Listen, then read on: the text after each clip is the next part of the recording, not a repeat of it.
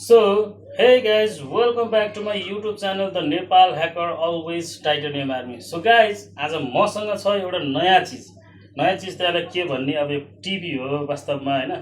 अब एउटा टिभी हो। अब यसलाई नयाँ चिज भन्न मिल्दैन हैन।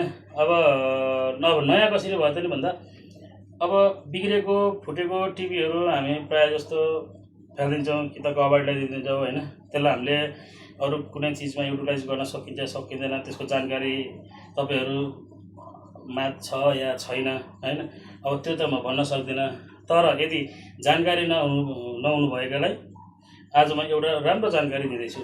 अब यसबाट हामीले के चाहिँ बनाउन सकिन्छ र के गर्न सकिन्छ, यसलाई के चिजमा युटिलाइज गर्न सकिन्छ हैन।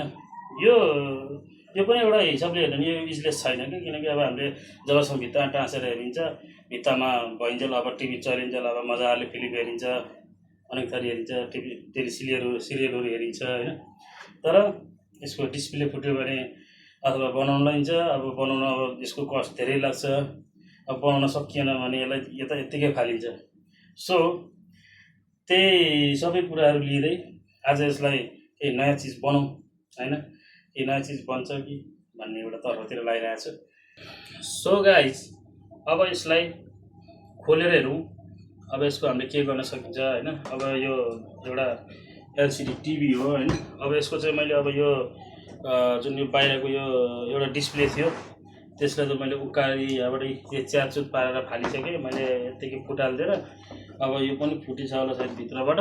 यसको अब खोलेर हेरौँ यसलाई खोलेर हेरेपछि यसको के चाहिँ हुन्छ, अब के गर्न सकिन्छ भन्ने कुरा अब यसलाई म तपाईहरुलाई यही भिडियो मार्फत जानकारी दिँदैछु है त।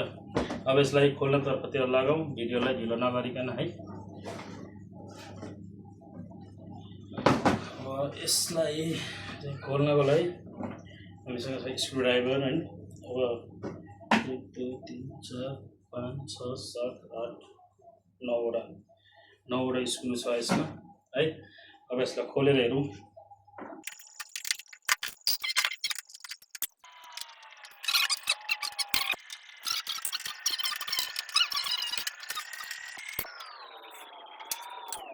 त लगभग सक्यो गाइज हैन है। अब यसलाई यसको ब्याक कभर निकाल्न पहिला नफुटालिकन है। अगाडिको त मैले फुटालेर फालिदिसकेँ। यस्तो भएको छ। अब यसलाई ओपन चाहिँ कहाँबाट गर्ने त नि भन्दा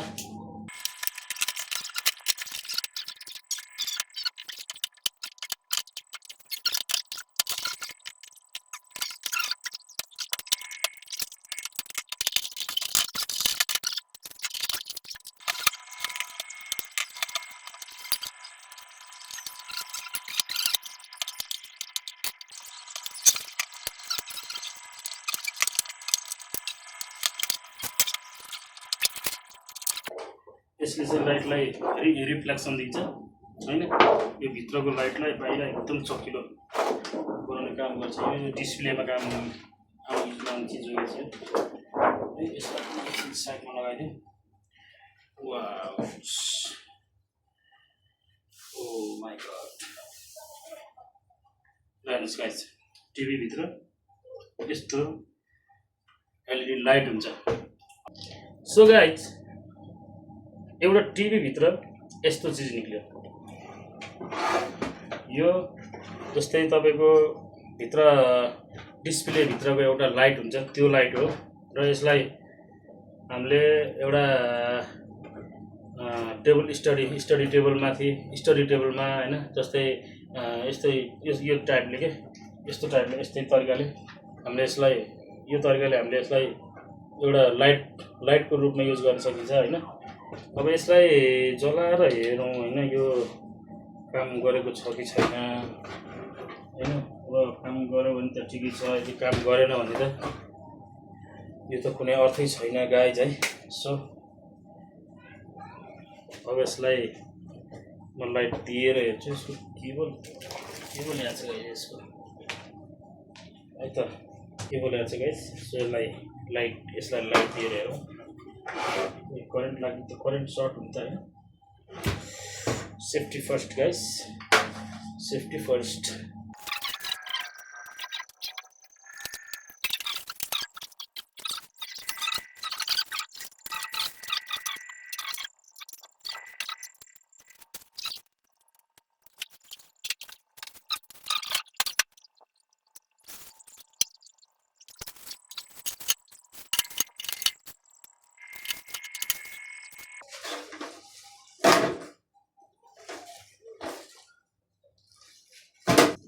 सो गाइज फाइनली यसको प्रब्लम चाहिँ मैले भेटाएँ। वास्तवमा मेरो यो केबलको तार जुन थियो हैन, यो केबलको तार चाहिँ यहाँबाट छुटेको रहेछ है। अब यसको मेन काम गरौँ हैन। यसको यसले के गर्छ, यो जोडा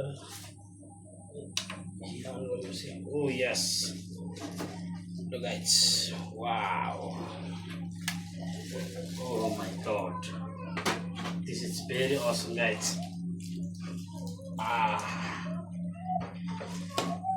र फाइनली यसको मेन काम केमा युटिलाइज हुन्छ त नि भन्दाखेरि फाइनली यही हो गाइज।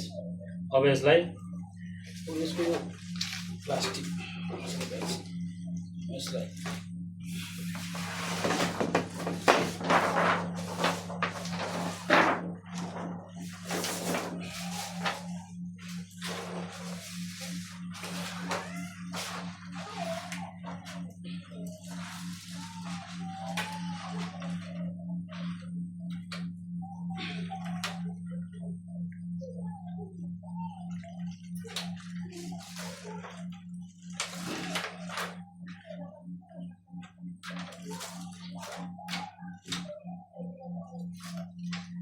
लगाइछ।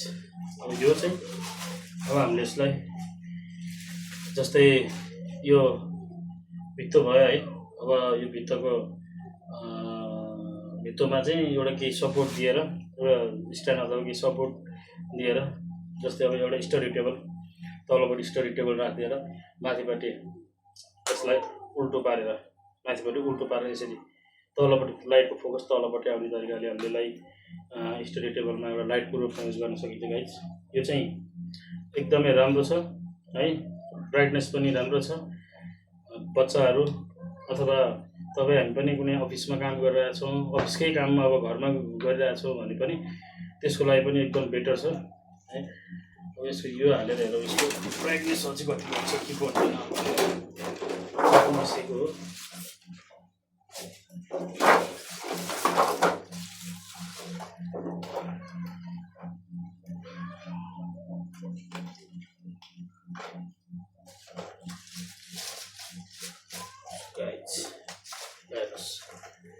यसको ब्राइटनेस अझै बढी भइसक्यो। यो हालौँ, यो हाल्दाखेरि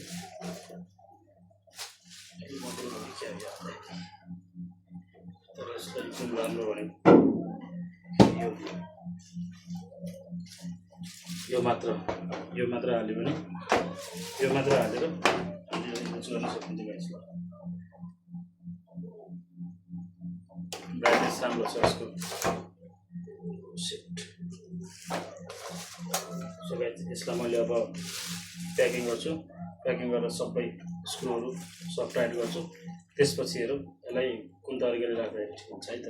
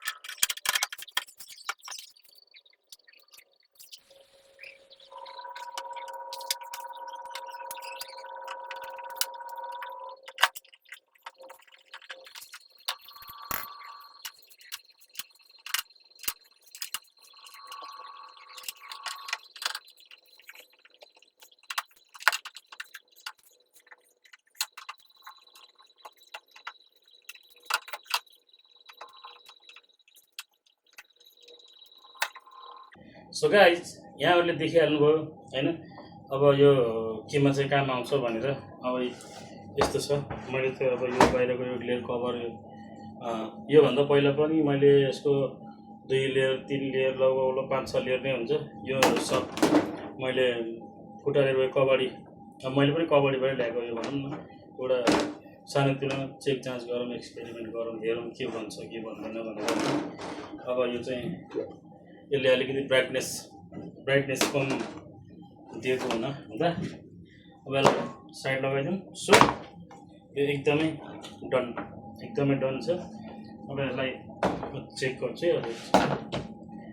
तपाईँहरूलाई देखाउँछु म अब यसलाई कतिको ब्राइटनेस दिन्छ यति गर्नु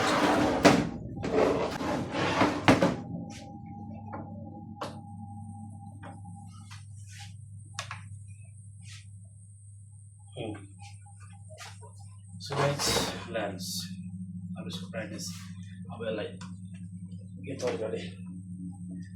तरिकाले टेबल स्टडीमा यो तरिकाले यसलाई यस्तै राख्यो भने एकदमै राम्रो उपयुक्त चिज। सो गाइस आजको लागि यति नै। अब फेरि कुनै नयाँ भिडियो लिएर तपाईँहरूमा उपस्थित हुनेछु। आजको लागि चाहिँ हस्त नमस्ते धन्यवाद भन्दै टाटा बाई बाई।